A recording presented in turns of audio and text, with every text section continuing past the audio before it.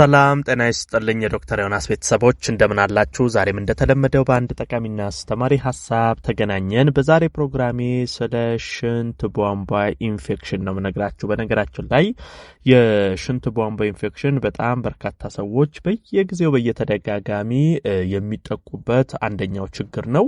እዚህ ነገር ላይ በጣም ግንዛቤው ሊኖራችሁ ይገባል። በተለይ ሴቶች ላይ ከወንዶች ይልቅ ሴቶች ላይ ይሄ ችግር ጎልቶ ይታያል። ስለዚህ እስቲ የሽንት ቧንቧ ኢንፌክሽን ምንድነው? በምን ምክንያት ይከሰታል? ለሽንት ቧንቧ ኢንፌክሽን እንዳንጋለጥ ምን እናድርግ? የሚሉትን ነገሮች ሁሉ አጠራ አድርጌ ዋና ዋና ነጥቦችን በዚህ ቪዲዮ ነግራችኋለሁ። አብራችሁኝ ቆዩ። ለቻናሌ አዲስ ከሆናችሁ ዶክተር ዮናስ ነኝ። ቻናሌን ሰብስክራይብ አድርጋችሁ ቤተሰብ ሁኑ። ይህን መረጃም ላይክ፣ ሼር እያደረጋችሁ በርካቶች ጋር እንዲደርስና እንዲማሩበት እንድታደርጉ በክብር እየጠየቅኩ በቀጥታ ወደ ሐሳባችን እንግባ። ስለ ሽንት ቧንቧ ኢንፌክሽን ስናወራ በዋናነት የሽንት ቱቦ መስመርን ሁሉም አጠቃለን ነው የምናየው። ይሄ ማለት ኩላሊት፣ የላይኛው ሽንት ቱቦ መስመር፣ የሽንት ፊኛ፣ ወንዶች ላይ ደግሞ ፕሮስቴት ምንለው፣ ከዛ ደግሞ የታችኛው የሽንት ቱቦ መስመር፣ እነዚህን ነገሮች ሁሉ ያጠቃለለ ነገር ነው። ነገር ግን አንድ ዋነኛ ማወቅ ያለባችሁ የወንድና የሴት የሽንት ቱቦ አፈጣጠር በሁለት መንገድ የተለያየ ነው። ይሄን በደንብ ለይቶ ማወቅ ያስፈልጋል። ይሄ ማለት ምንድነው? ለምሳሌ የሴቶችን ብንመለከት የታችኛው የሽንት ቱቦ መስመር አጭርና ከዚህ ከብልት ከሰገራ ማውጫ ቀዳዳ ጋር በጣም የተቀራረበ ነው። ይሄ ደግሞ ምንድነው? ከሽንት ከሰገራ የሚወጡ ጥቃቅን ተዋሲያን በተደጋጋሚ ወደ ሽንት ቱቦ መስመር የመግባት እድላቸው በጣም ከፍተኛ ነው።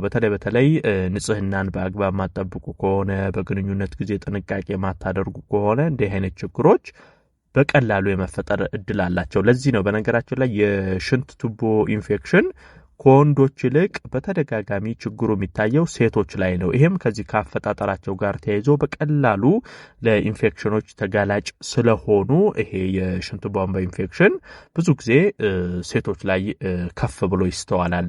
ወንዶች ላይ ይሄ ችግር የሚፈጠረው ለምሳሌ የሽንት ቱቦ የአፈጣጠር ችግር ካለ፣ አንዳንድ ጊዜ ደግሞ ለሕክምና ተብሎ የሽንት ማሽን ቱቦ ወደ ሽንት ቱቦ አካል የሚገባ ከሆነ፣ እንደዚህ አይነት ነገሮች ካሉ ለሽንት ቧንቧ ኢንፌክሽን ሊጋለጥ ይችላል። አለበለዚያ ግን ብዙ ጊዜ በተለይ ከ50 ዓመት በታች ያሉ ወንዶች ላይ እንዲህ አይነት ችግር አይስተዋልም። በብዛት የሽንት ቧንቧ ኢንፌክሽን ሴቶች ላይ ጎልቶ የሚታይ ነው።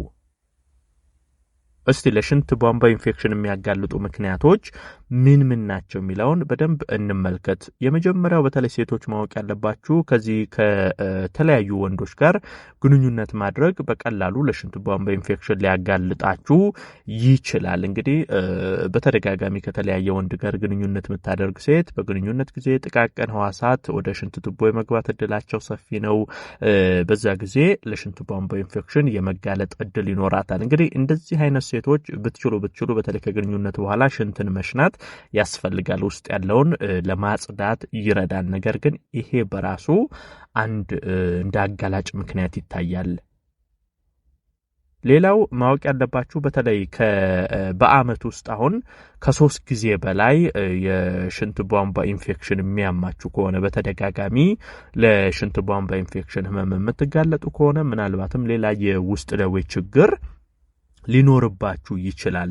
የውስጥ ደዌ ችግር ሳይኖርባችሁ ተመርምራችሁ የውስጥ ደዌ ችግር ሳይኖርባችሁ በተደጋጋሚ የሽንት ቧንቧ ኢንፌክሽን የሚያስቸግራችሁ ደግሞ ከሆነ ምናልባትም ተፈጥሯችሁ ላይ ለእንደዚህ አይነት ህመም ተጋላጭ የምትሆኑበት ምክንያት ሊኖር ይችላል። ይሄ ማለት ምንድነው? አንዳንድ ሴቶች ላይ የሚታይ ችግር አለ። የሽንት ቱቦ ግድግዳ ቶሎ ይሄ ባክቴሪያዎችን ተዋሲያኖችን የመያዝ ተፈጥሮ ያላቸው አንዳንድ ሴቶች አሉ። ስለዚህ ምናልባትም እንደዚህ አይነት ችግሮችም ካሉ ለሽንት ቧንቧ ኢንፌክሽን በተደጋጋሚ ልትጋለጡ ትችላላችሁ።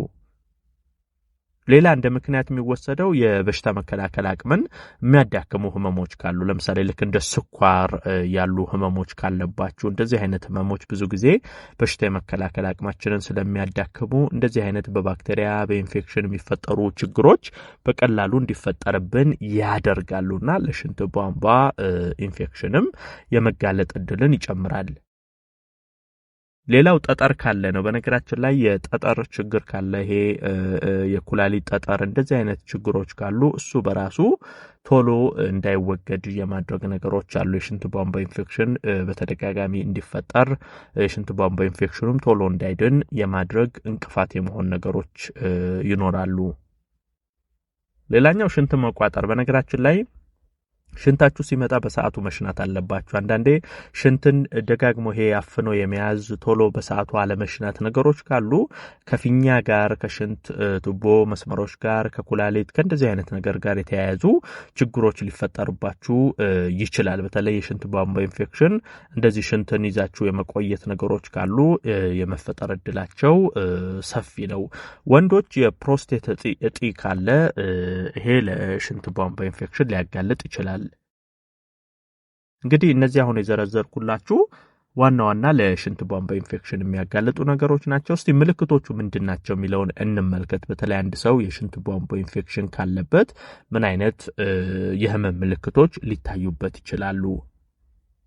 የሽንት ቱቦ ኢንፌክሽን በሚፈጠርበት ጊዜ እንግዲህ የፊኛ ኢንፌክሽን ነው የሚፈጠረው። ይሄ በተለይ ሽንት ቶሎ ቶሎ መምጣት፣ ሽንታችሁን ስትሸኑ የማቃጠል ስሜት፣ ሽንት መቆጣጠር አለመቻል፣ እንደዚህ አይነት ነገሮች ከሽንት ቧንቧ ኢንፌክሽን ጋር ተያይዘው ይመጣሉ። በኋላ በተለይ ህመሙ እየተባባሰ ሄዶ ወደ ኩላሊታችሁ የሚሄድ ከሆነ ኩላሊትን እየጎዳ በኋላ ላይ የወገብ ህመም፣ ትኩሳት፣ ብርድ ማለት፣ ማቅለሽለሽ፣ ማስመለስ እንደዚህ አይነት ነገሮች ሊኖሩት ይችላሉ። እነዚህ ሁሉ እንግዲህ መነሻቸው የሽንት ቱቦ ኢንፌክሽን ሲኖር ነው ማለት ነው።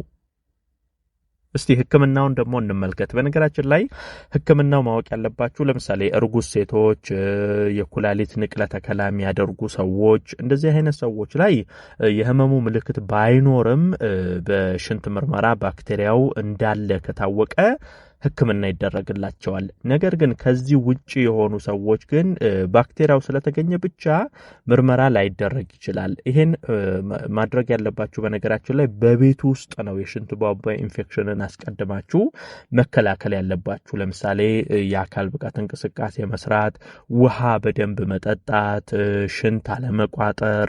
ሴቶች ደግሞ በንጽህናችሁን በመጠበቁበት ጊዜ በውሃ ብቻ መታጠብ ያስፈልጋል። ከግንኙነት በኋላ በደንብ አድርጋችሁ መታጠብ። እንደዚህ አይነት ጥንቃቄዎችን አስቀድማችሁ በማድረግ የሽንት ቧንቧ ኢንፌክሽንን በቤታችሁ ማከም መከላከል ትችላላችሁ ማለት ነው። ይሄን መረጃ ላይክ ሼር አድርጋችሁ ለሌሎችም አጋሩ። ለቤት አዲስ የሆናችሁም ቻናሌን ሰብስክራይብ አድርጋችሁ ቤተሰብ ሁኑ። የዛሬን በዚሁ አበቃው። በቀጣይ ቀን ደግሞ ልክ እንደዚሁ ይጠቅማችኋል፣ ያስተምራችኋል ምለው ሌላ ሐሳብ ይዤላችሁ ዳግም የምንገናኝ ይሆናል። እስከዛው በያላችሁበት መልካም ጊዜ